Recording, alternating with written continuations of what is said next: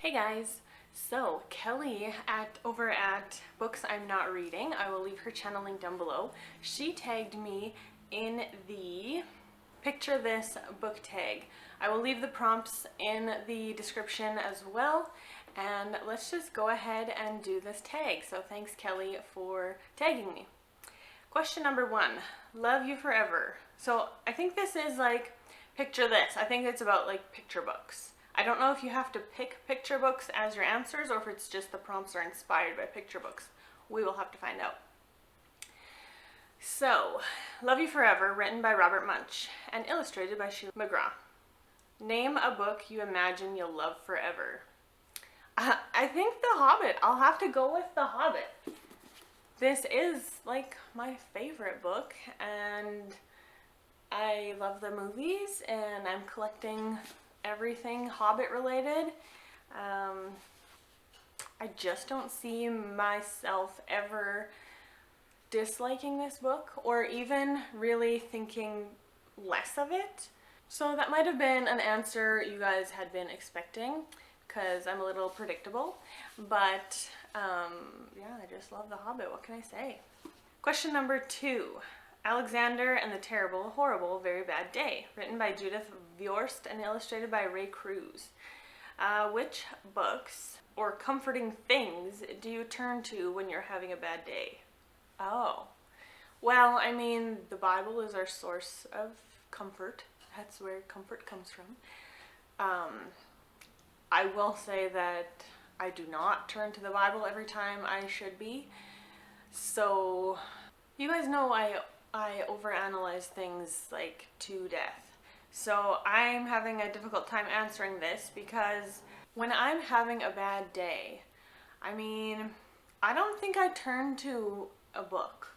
Like I don't know, some people call it a comfort read.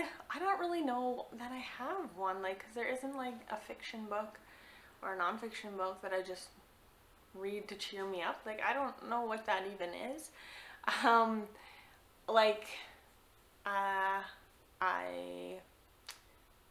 have my husband and he is a huge support when I'm having a bad day. I have my family if I need additional support. I have a counselor whom I love a ton. If I just need distraction, I'll probably watch TV or a movie or something, or do some art. I don't know. Yeah, it's not a very bookish answer. Number 3, The Very Hungry Caterpillar. Oh, yes, I want to get this book from the library. Actually, I would like to have it, but that's a whole tangent. Anyway, by Eric Carle. Which book, series, or character sparked your hunger for reading? Well, initially, which book, series, or character? I don't have one. Like, my parents didn't read to me. Like, I hear that's what some people do. So, like, we didn't have, like, bedtime stories or anything. Like, there wasn't a book that was being read to the family every night, you know? Like what I've heard some of you guys on BookTube have in your families. So I didn't really, like, grow up with a book. I just, like, consumed whatever books I could get my hands on, really. Yeah, that's it, really. If you follow my story at all, you know that I kind of fell off the reading wagon for like maybe 10 or so years in my early adulthood, and this book got me back in. So, second time around, it was The Hobbit. Question number 4. Green Eggs and Ham by Dr. Seuss. What's the most unusual book you've ever read? Let me go get it. There's a ton actually that have really unique, creative storylines, plot points. I don't know. Okay, I'll just show you the one that first came to my head. And that is The 7 Deaths of Evelyn Hardcastle. I can't remember which one, like, Stuart Turton, I believe, is British. Yeah, he lives in London.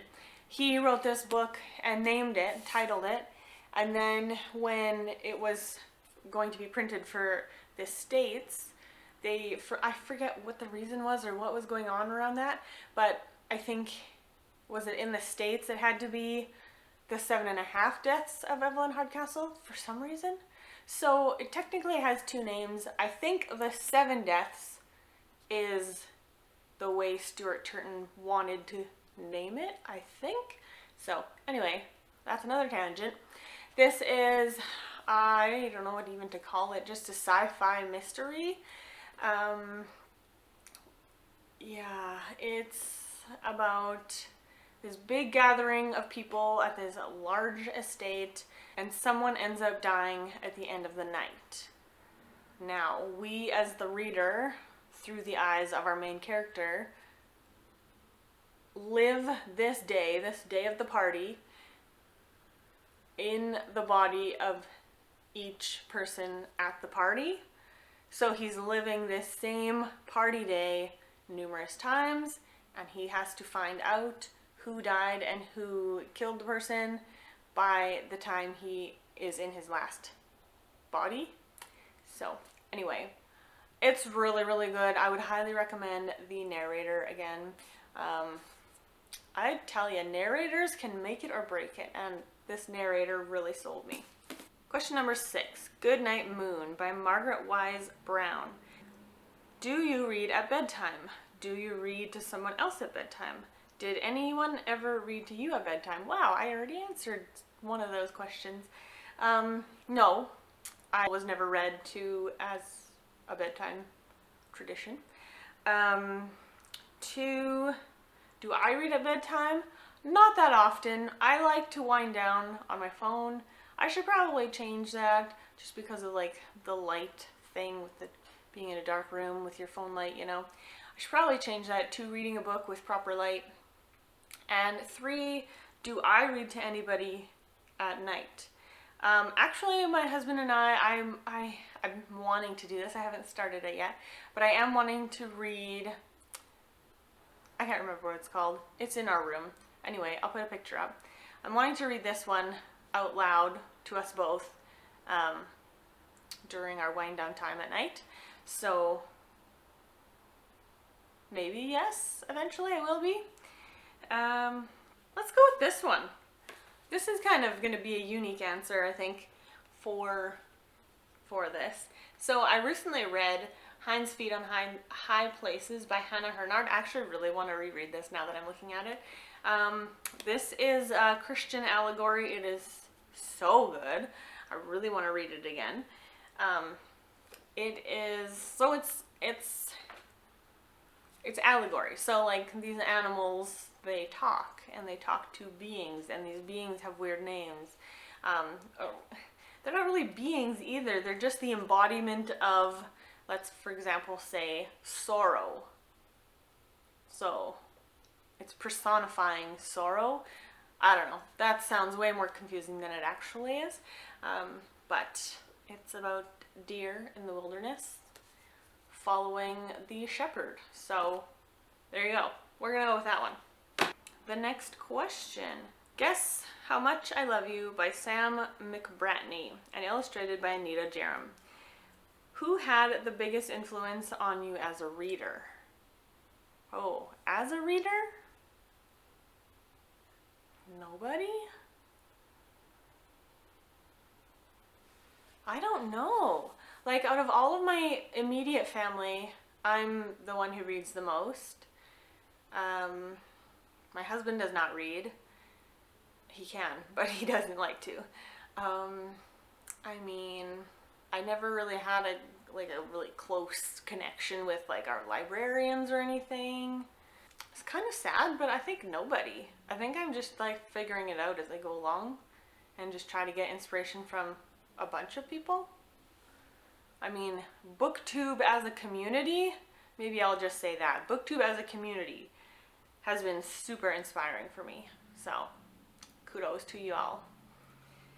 And the last question, The Giving Tree by Shel Silverstein. Which book or set of books would you give to an emerging reader? Or which book have you given as a gift more than once? Okay, those are two different questions, I feel like. Which book or set of books would you give to an emerging reader? That all depends if they're an adult or a kid. And I think it just depends on their vibe, like what kind of movies and TV shows do they like? What kind of stories in general do they like? Like, some people really don't like stories that are unrealistic, therefore I wouldn't recommend a fantasy or sci-fi or dystopian or anything for those people. So it's very situational, depends on who it is, what age they are, what kinds of things they like. I don't know. Okay, so the next question is, which book have you given as a gift more than once? So I haven't actually given this book to anybody, no, but I have recommended it to numerous people, and I've had multiple people, probably in the 3 or 4 people, who have read Fox upon my recommendation. They have told me that they absolutely love it, and it was a surprise for them, and they just really enjoyed their time in Fox. So, I mean, maybe I'll just say that for this question. It sort of answers it, not fully, but you know. So, question number 5. Where the Wild Things Are by Maurice Sendak. What is your favorite book featuring the natural world? So I'm assuming this is just something that is realistic. Or do they mean like based like in nature? I don't really know where this question's going. I'm guessing, actually, overanalyzing, I'm guessing by the book that they're referencing, Where the Wild Things Are, that book is more about being in the wilderness, right, than it is about being realistic. So we're gonna go with wilderness. I guess of the books that I mentioned, these are the 3 I have in my hand right now, and I absolutely love all 3 of them.